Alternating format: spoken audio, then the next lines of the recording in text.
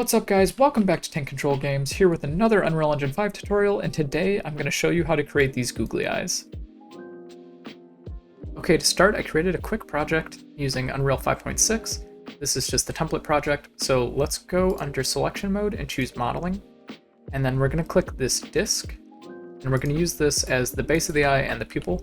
So what we can do is just make sure that we have enough radial slices so that it's smooth, and then click accept. And then you can go down to model and polygroup edit, and then make sure you have these selection filters at the end here selected, and just select one of the edges and then shift select the rest of them, and then just do delete. And we just want the flat surface. And what we can do is extrude, and just kind of extrude this up into like a puck shape that we can use for the pupil and the base of the eye. So click accept. And then let's exit modeling mode. So now with this selected, if you right click and do browse to asset, you can find where it's is under the generated, and then right click and do duplicate, and we'll just name this SM pupil, and then drag that under content and do move here. Cool, so now we have our pupil and we can use that for the base of the eye as well. So let's create our actor for the googly eye. So do blueprint class actor, and then let's name that EP googly eye, and then double click that open. And then let's add some components. So let's add static mesh, and then name this one pupil. And then for static mesh, just select the new pupil we created, so SM pupil. Yep, just like that. And then right click that and do duplicate, and name the duplicated mesh base eye. And then let's give a color to both of these. So pupil we'll just make black. So if you search under material and do black, we won't do the pure black background. We'll do like clear coat so that there's a little bit of shine to it. And then click the base eye, and the base eye let's just make white. So look up color base, or base color rather. And just do M base color constant. That's like a white color. And then let's scale our pupil. So select the pupil and then just scale it down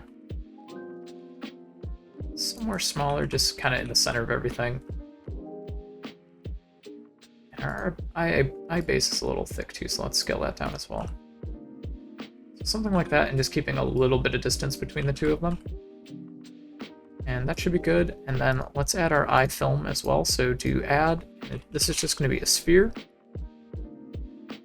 And then for this sphere, let's give this a glass material, and let's actually navigate to that glass material and create a material instance, because we're going to want to tweak the refractiveness of it. So let's do MI glass, and then just move this also to our content drawer. Cool, and then let's just switch to that instance instead of the regular glass. So MI glass under our material for our eye film, and let's just name that sphere eye film as well. Perfect, and then let's scale this out so that it covers everything, and then just scale it in so it kind of creates this like dome shape over the top of the googly eye. We can scale it in even a little bit more, I think.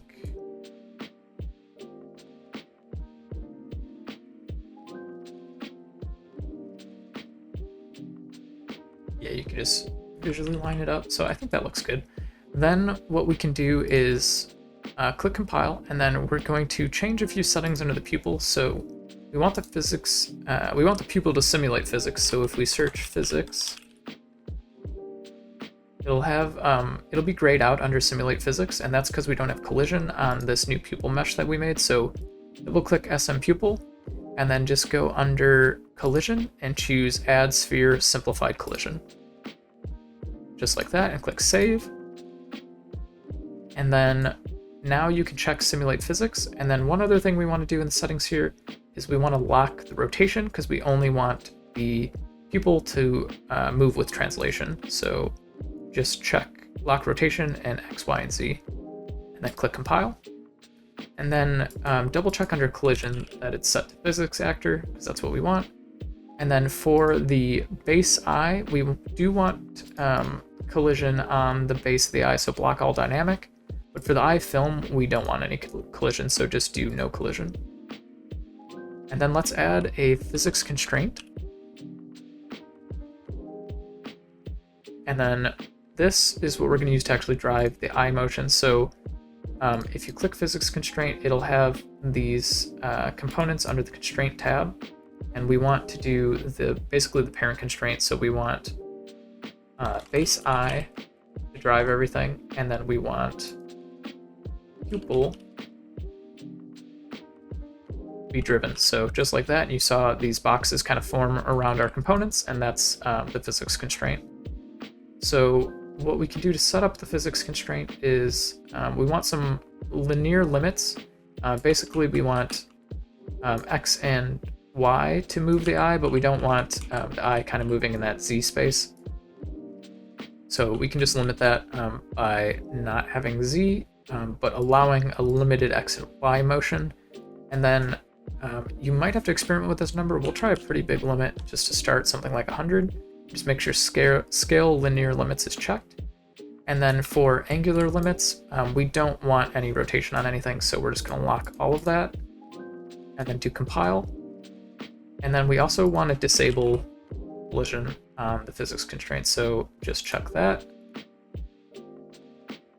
And then as far as what follows what, I think we also want to just rotate our actor so it's upright. So let's make everything follow the base eye temporarily. So drag eye film on top, and pupil also as a part of that. And the physics constraint doesn't necessarily need to be the child of either of these, so we'll just do that.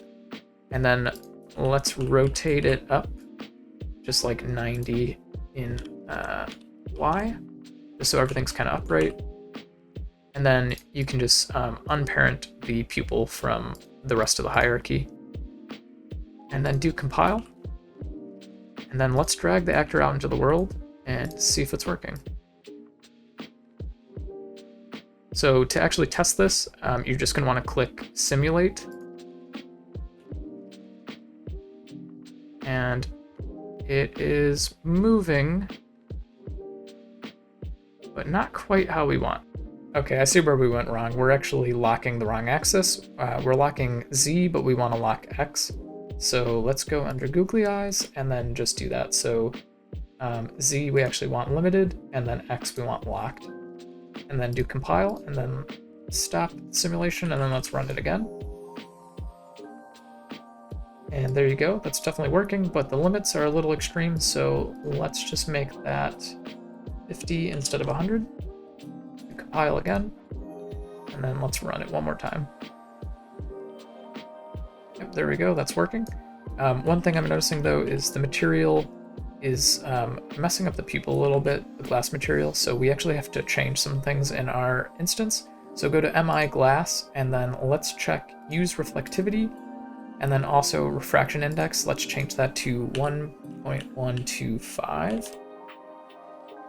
And then now if we look, it looks more normal. So let's do run again. Yep, that's everything working. I think one thing we can add to just kind of improve this a bit is under the physics constraint, let's look up restitution. And then let's just add a little bit of bounce to this. So let's do like 0.5, do compile, and then run it again. And then now you can see the pupil kind of bounces a little bit off the edges. That looks much more realistic to how googly eyes work. So I think that's going to do it for this video. Did you enjoy it? If you did, leave a like and subscribe. It helps my channel grow. If you have any suggestions for future tutorials, drop them in the comments down below. And definitely join the Discord link in my video description. We have a bit of community growing there, and it's a good place to ask any questions if you need help troubleshooting, or just to share what you're working on. I'd love to see it. So thank you so much for watching, and I'll see you in the next one.